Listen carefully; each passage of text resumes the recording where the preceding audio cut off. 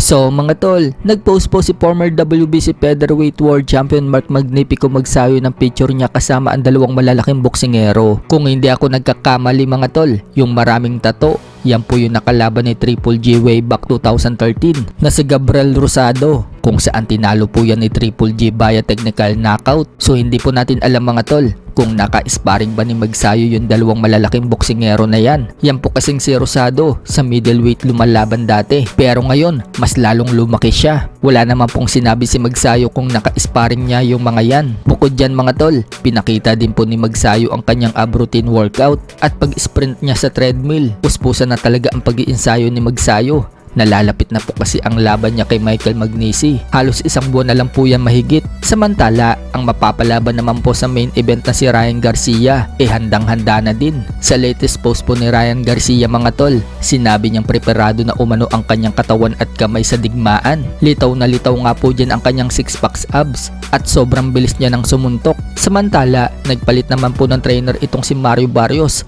Wala na po sa kampo niya itong si Bob Santos. Ang trainer nga po ngayon ni Barrios ay ang dating trainer ni Ryan Garcia na si Joe Gosen.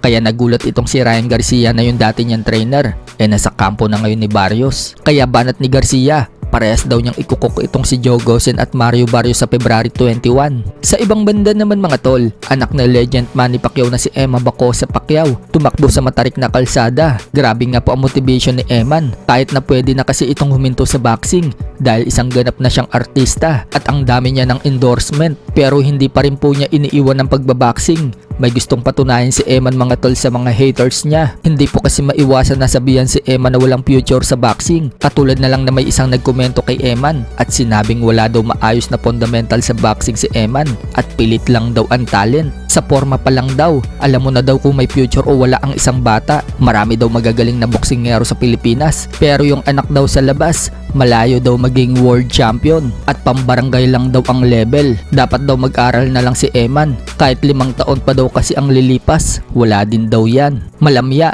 at hingalin. Pinagtanggol naman si Eman ng mga fans niya at sinabing bitter lang daw itong mga haters kay Eman. May nagsabi din na may nag-uumpisa daw bang magaling agad. Lahat naman daw nag-uumpisa ng walang alam. Kung sino pa nga daw yung kapwa Pinoy, siya pa daw yung nanghihila pababa. So suportahan na lang po natin si Eman mga tol. Pag success man siya sa boxing o hindi, ang mahalaga ngayon, sobrang nakakatulong siya sa magulang niya at mga kapatid niya nang hindi umaasa sa ama niyang si Manny Pacquiao. Sa iba pang balita mga tol, Kenneth Luber sa Pilipinas pala mapapalaban. Ayon po yan sa title holder.